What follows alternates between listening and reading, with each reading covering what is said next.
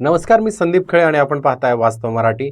वास्तव मराठीच्या माध्यमातून आपण काल मनसरमध्ये दूध भेसळ करणाऱ्या टोळीच्या विरोधात आणि अन्न व औषध प्रशासनाचे आयुक्त तुकाराम मुंढे यांना समर्थन देण्यासाठी अनेक शेतकरी व राजकीय पक्षाचे प्रतिनिधी उपस्थित होते आणि त्या राजकीय पक्षाच्या प्रतिनिधींची आणि शेतकऱ्यांची मुलाखत घेऊन तुमच्यापर्यंत पोहोचवण्याचा प्रयत्न केला.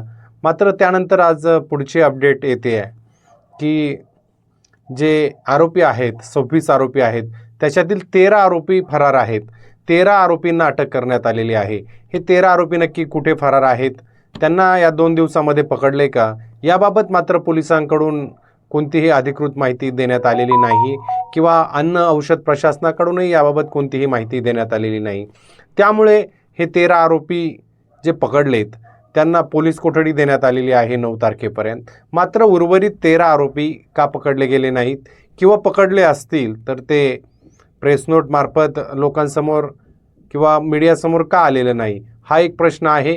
दुसरा, पोलीस प्रशासन या आरोपींपर्यंत पोहोचण्यात अपयशी ठरते का, आणि ह्या आरोपींना अटकपूर्व जामीन मिळवण्यासाठी किंवा वरच्या कोर्टात जाऊन अटकपूर्व जामीन मिळवण्यासाठी मुभा दिली जाते का, अशी एक चर्चा सर्वसामान्यांमध्ये सुरू आहे. आणि हे सुरू असतानाच प्रत्यक्षात मात्र अन्न व औषध प्रशासन विभागाची कारवाई सुरू आहे. त्याच्यामध्ये तुकाराम मुंढे जे FDAचे आयुक्त आहेत यांच्या नेतृत्वाखाली अनेक ठिकाणी छापे टाकले गेलेत.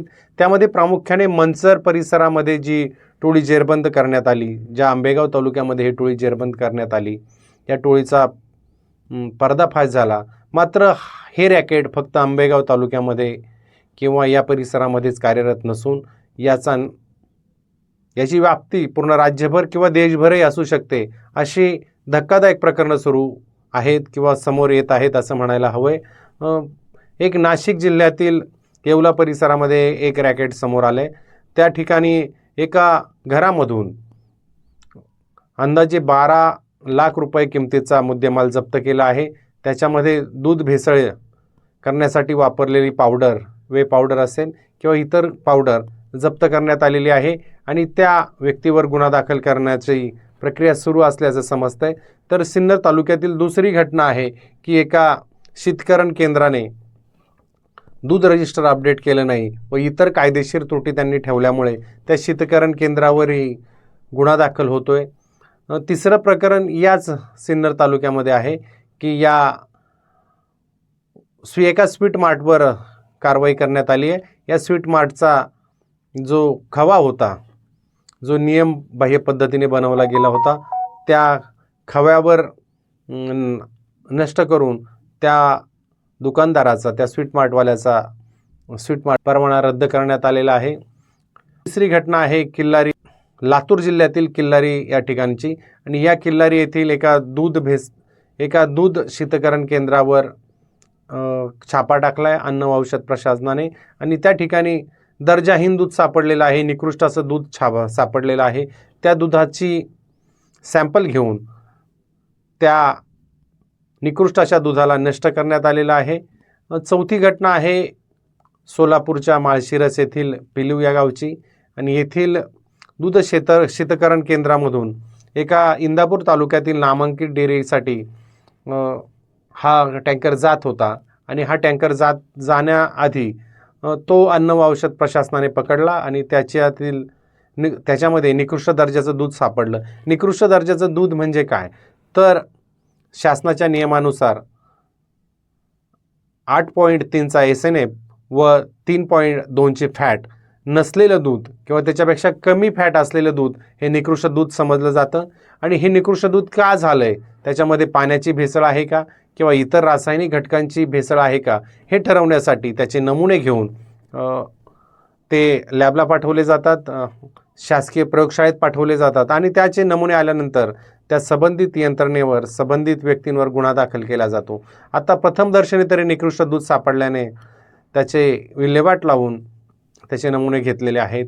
याच्यावरून असं दिसतंय की मनसर परिसरामधून सुरू झालेली अन्न व औषध प्रशासन विभागाची कारवाई आता मात्र राज्यभर पसरते आणि राज्यभर पसरत असताना अनेक कुटुंबाशी, अनेक लोकांशी, अनेक लहानग्यांच्या जीवाशी खेळ या दूध माफियांनी, दूध भेसळखोरांनी केलेला आहे. आणि सगळं असताना मात्र राज्याच्या विधिमंडळाचं अधिवेशन सुरू आहे आणि या अधिवेशनामध्ये योगेश टिळेकर जे भाजपचे आमदार आहेत यांनी वगळता इतर विरोधी आमदारांनी असतील किंवा सत्ताधारी आमदारांनी हा विषय मांडणे आणि त्याला न्याय देणे टाळलेला आहे.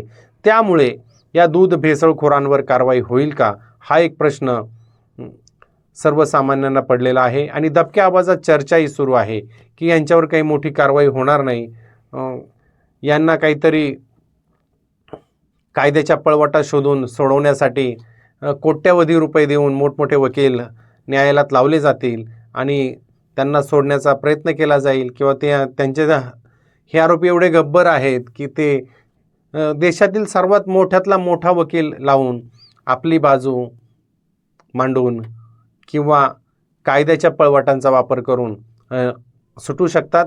कारण यापूर्वी यामध्ये जो आरोपी आहे संदीप लोढा, तोही अशाच भेसळीच्या प्रकरणामध्ये आरोपी होता आणि तोही काही दिवसापूर्वी निर्दोष सुटलेला आहे. एकंदरीत दूध भेसळीचं प्रकरण खूप गंभीर असतानाही अनेक स्तरांवरून याची चौकशीची मागणी होणं गरजेचं होतं, याच्यावर आवाज उठणं गरजेचं होतं. मात्र प्रत्यक्षात तसं होताना दिसत नाही. काल मंचरमध्ये सर्वपक्षीय कार्यकर्ते, शेतकरी एकत्रित आले होते, त्यांनी याच्यावर थोडासा आवाज उठवला. आज मंचरमध्ये भाजपा पक्षाच्या वतीनेही पत्रकार परिषद घेऊन आरोपींना पाठीशी घालू नका, त्यांना कठोर कारवाई करा, त्यांच्यावर मकोका लावा, अशा प्रकारच्या मागण्या केल्या जातात. मात्र या मागण्या फक्त मीडियामध्येच केल्या जातात की कागदोपत्री निवेदन देऊन, कागदोपत्री पाठिंबा देऊन किंवा प्रत्यक्षात न्यायालयात बाजू मांडून किंवा आपल्या पक्षांच्या आमदार मंत्र्यांना भेटून विधानसभेत प्रश्न मांडून, विधान परिषदेत प्रश्न मांडून सरकारच्या वतीनं चौकशी समिती नेमली जाते का. आणि जे धडाकेबाज आयुक्त आहेत FDAचे तुकाराम मुंढे यांना पाठिंबा दिला जातो का, याच्यावरच या प्रकरणाची व्याप्ती आणि या प्रकरणातील गोलमाल आणि या प्रकरणामध्ये अडकलेले दूध भेसळखोर सापडणे किती शक्य होईल हे आपल्याला समजेल. आज इथेच थांबू, उद्या भेटू नवीन भागात. आपण पाहत राहा वास्तव मराठी. फेसबुकला आमचे पेज लाईक करा आणि आमचा युट्यूब चॅनेल सबस्क्राईब करा. वास्तव मराठी.